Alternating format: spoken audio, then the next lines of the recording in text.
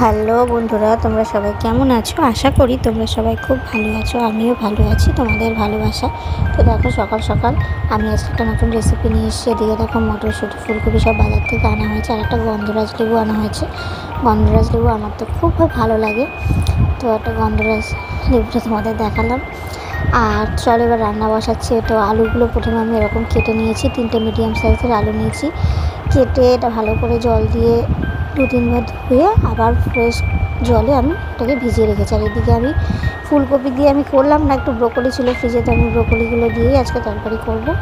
তো ব্রোকলিগুলো আমি কেটে এরকম ভিজিয়ে রেখেছি, দেখতে পাচ্ছ। কারণ সবজির মধ্যে অনেক ধরনেরই নোংরা বা পোকামাকড় থাকে, ওই জন্য আমি জলে একটু ভিজিয়ে রাখি।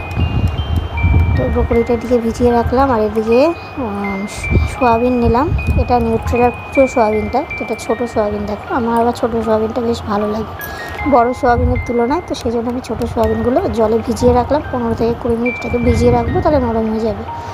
আর এদিকে নিয়েছি টমেটো, লাল লঙ্কা, কাঁচা লঙ্কা মিশিয়ে নিয়েছি, আদা কুচি নিয়েছি, আর নিয়েছি জিরে। তো এইগুলো সব আমি পেস্ট করে নেব। তো এবার এটা মিক্সিতে দিয়ে দিচ্ছি এক এক করে। এবার এগুলো সব পেস্ট করে নেব।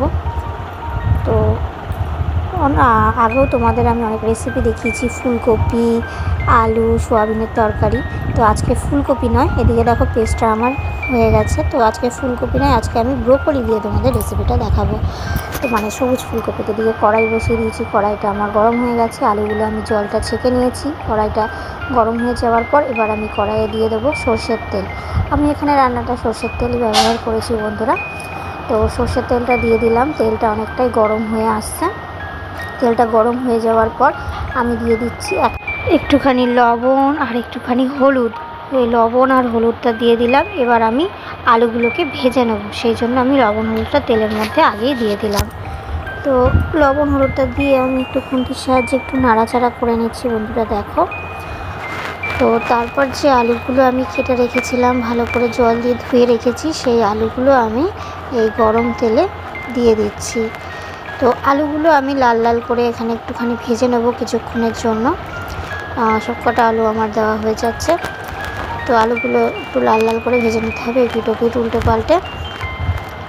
আর বন্ধুরা, আমার চ্যানেলে যারা নতুন তারা অবশ্যই আমার চ্যানেলটিকে সাবস্ক্রাইব করে পাশে থাকা বেল আইকনটি প্রেস করে রেখো, যাতে আমার নিত্য নতুন ভিডিও খুব সহজেই তোমাদের কাছে পৌঁছে যায়। আর যারা ইতিমধ্যেই সাবস্ক্রাইব করে রেখেছো তাদেরকে জানাই অসংখ্য অসংখ্য ধন্যবাদ ও ভালোবাসা। তো বন্ধুরা, কেউ দয়া করে ভিডিওটি স্কিপ করো না, সবাই ভিডিওটি পুরো দেখো, এটাই তোমাদের কাছে রিকোয়েস্ট। তো আর ভিডিওটি কেমন লাগলো অবশ্যই কমেন্টের মাধ্যমে জানিও। এরকম নিত্য নতুন রেসিপি পেতে আমার চ্যানেলের পাশে থেকো, এভাবেই ভালোবাসা দিয়েছো। আর বন্ধুরা, যেটা বলছিলাম সেটা হচ্ছে গিয়ে এই যে রেসিপিটা আমি বানালাম, ব্রোকলি, ফুলকপি, সোয়াবিন দিয়ে যে রেসিপিটা বানাচ্ছি, এটা খুবই হেলদি খাবার আমাদের পক্ষে, যেহেতু ব্রোকলিতেও অনেক পুষ্টিগুণ থাকে, সোয়াবিন, মটরশুঁটি, তাই এটা অত্যন্ত একটা হেলদি খাবার। তো এদিকে দেখো, আলুটা আমার ভাজা হয়ে গেছে, আলুটা আমি ভেজে তুলে রেখেছি। আর এদিকে আমি ব্রোকলিগুলো গরম তেলে দিয়ে একটু নাড়াচাড়া করে ব্রোকলিগুলো ভেজে নিচ্ছি। ব্রোকলি খুব বেশি ভাজতে লাগে না, আর ফুলকপি যেরকম একটু সময় লাগে, ব্রোকলি খুব একটা সময় লাগে না। হালকা করে নাড়াচাড়া করে ভেজে আমি তুলে রাখছি। তো বন্ধুরা, এরকম রেসিপি তোমরা যদি বানিয়ে থাকো অবশ্যই কমেন্টের মাধ্যমে জানিও। আর আমার রেসিপিটি ভালো লাগলে একটা লাইক করবে বন্ধুরা অবশ্যই, আর একটা কমেন্ট করে জানিও। তো দেখতে থাকো ভিডিওটা, কেউ স্কিপ করো না। তো দেখো, এদিকে ব্রোকলিটা আমার প্রায় ভাজা ভাজা হয়ে গেছে। এবার ব্রোকলিটাকে আমি তুলে নেব। তো ব্রোকলিটা আমি এবার তুলে নিচ্ছি। এই ব্রোকলির অনেকই পুষ্টিগুণ আছে এবং আমাদের শরীরের পক্ষে নানা ধরনের সবজি খাওয়া দরকার আছে, সবুজ সবুজ জিনিস বিশেষ করে নানা ধরনের। তো এবার আবার কড়াইয়ে দিয়ে দিলাম, তেল দিয়ে দিলাম, তেলটা গরম হতে দিলাম। তো তেলটা গরম হয়ে যাওয়ার পর আমি ভেজানো যে সোয়াবিনগুলো যেগুলো ভিজিয়ে রেখেছিলাম, সেইগুলো জল ছেঁকে আমি সোয়াবিনগুলো তেলে দিয়ে দিচ্ছি। দিয়ে সোয়াবিনগুলোকেও একটু তেলের মধ্যে লবণ দিয়ে একটু ভেজে নেব বন্ধুরা, তাহলে রান্নার টেস্টটা আরেকটু হবে।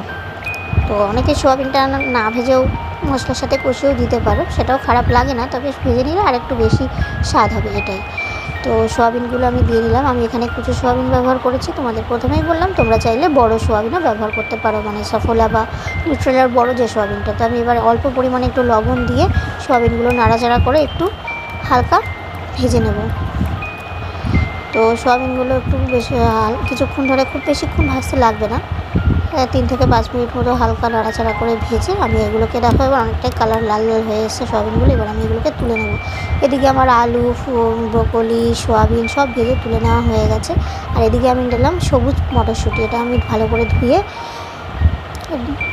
ধুয়ে রেখেছি বাটির মধ্যে। অল্প পরিমাণে মটরশুঁটি নিলাম। এদিকে কড়াই দিয়ে দিলাম তেল, একটা তেজপাতা, একটা শুকনো লঙ্কা, সামান্য পরিমাণে জিরে, সব কিছু দিয়ে নাড়াচাড়া করে নেওয়ার পর আমি পেস্ট করে রাখা মশলাটা দিয়ে দেবো, যেটা আদা, টমেটো, লঙ্কা, জিরের যে পেস্টটা করেছি তোমাদের আগে দেখালাম, সেই পেস্টের মশলাটা আমি এর মধ্যে দিয়ে দেবো বন্ধুরা।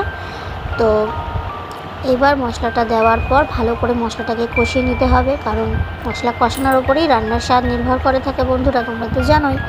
তো এবার দিয়ে দেবো পরিমাণ মতো লবণ, আর দিয়ে দেবো পরিমাণ মতো হলুদ গুঁড়ো। তো লবণ আর হলুদ দেওয়ার পর ভালো করে নাড়াচাড়া করে নেবো, দিয়ে বেশ কিছুক্ষণ ধরে মশলাটাকে কষিয়ে নেবো। তো এদিকে দেখো মশলাটা কষতে থাকছে, নাড়াচাড়া করেছে এবং মশলার কালারটাও বেশ সুন্দর লাগছে কিন্তু বন্ধুরা। লবণ হলুদ দিলে কালারটা এমনি একটু ভালো লাগে। তো যাই হোক, মশলাটা একটু কষিয়ে নিচ্ছি। এবার যে মটরশুঁটিগুলো তোমাদের দেখালাম সেই মটরশুঁটিগুলো দিয়ে দেবো। কাঁচা মটরশুঁটিগুলো আমি এখানে দিয়ে নিচ্ছি। মটরশুঁটিগুলো মশলার সঙ্গে কষেও যাবে আর সেদ্ধও হয়ে যাবে। তো মটরশুঁটিগুলো আমি এখানে অল্প পরিমাণে মটরশুঁটি, ছোটো বাটির 1 বাটি পরিমাণ অনুসারে মটরশুঁটি নিয়েছি। তো এইভাবে মটরশুঁটিগুলো মশলায় দিয়ে মশলার সাথে ভালো করে কষিয়ে নেব। মশলাটা যতক্ষণ না শুকিয়ে আসছে এবং ওপর থেকে তেল ছেড়ে আসছে ততক্ষণ মশলাটাকে ভালোভাবে কষিয়ে নিতে হবে বন্ধুরা। তো দেখো মশলাটা আমার প্রায় এদিকে কষা হয়ে এসছে এবং কালারটাও দেখো একটু লালচে ভাব চলে এসছে আর অনেকটাই তেল ছেড়ে আসছে। তো এবার মশলাটা আমার কষানো হয়ে গেছে, তোমরা তো দেখতেই পাচ্ছ।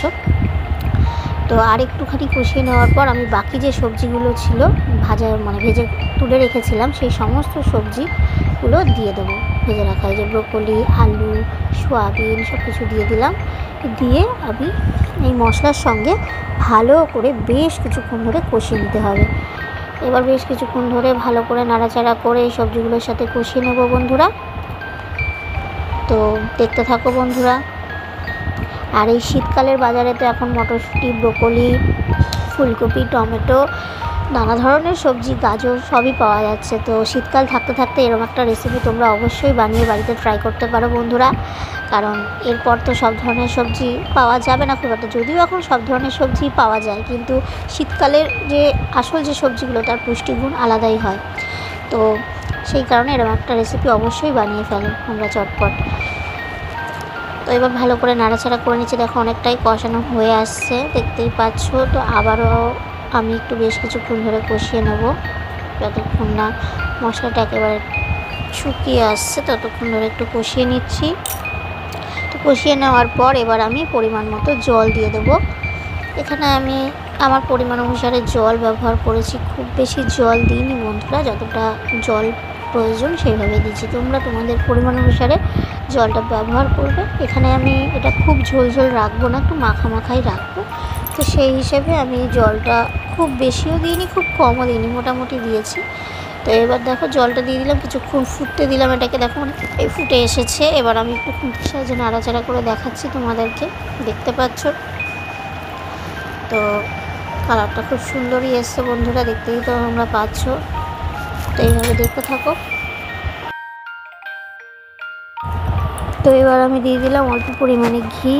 নিরামিষ রান্না যেহেতু তাই একটু ঘি দিয়ে দিলাম।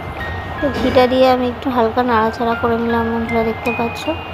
আর এখনও ঝোলটা অনেকটাই ফুটতে সময় লাগবে, দেখে তো বোঝাই যাচ্ছে। তো ঘিটা দিয়ে দেওয়ার পর এবার আমি দিয়ে দেবো সামান্য পরিমাণে একটু চিনি। তো নিরামিষ রান্নায় ঘি আর চিনি দিলে একটু স্বাদ অন্যরকম হবে, তো সেই জন্য আমি একটু চিনি দিয়ে দিলাম। দিয়ে এবার আবারও আমি বেশ কিছুক্ষণ ধরে একটু নাড়াচাড়া করে নিচ্ছি।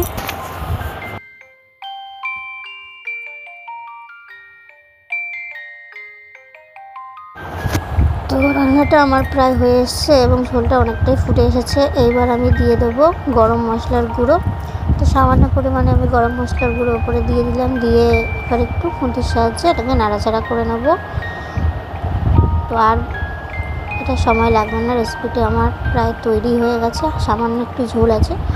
তো যদিও ঝোলটা পরে টেনে নেবে, যেহেতু সোয়াবিন, আলু এসব দিয়ে করা, তো সবজি থেকে বা সোয়াবিন থেকে পরে ঝোলটা যখন তা না হয় ঝোলটা এমনি শুকিয়েই যাবে নামিয়ে নেওয়ার পর। তো সেই জন্য হালকা পরিমাণ আমি একটু ঝোলটা রেখে দিলাম। তো এবার এটাকে নামিয়ে নিচ্ছি বন্ধুরা। তো আজকের ভিডিওটি কেমন লাগলো তোমরা অবশ্যই কমেন্টের মাধ্যমে জানিও। এরকম নিত্য নতুন রেসিপি পেতে আমার চ্যানেলের পাশে থেকো। তোমাদের সবাইকে অনেক অনেক ভালোবাসা। টাটা বন্ধুরা।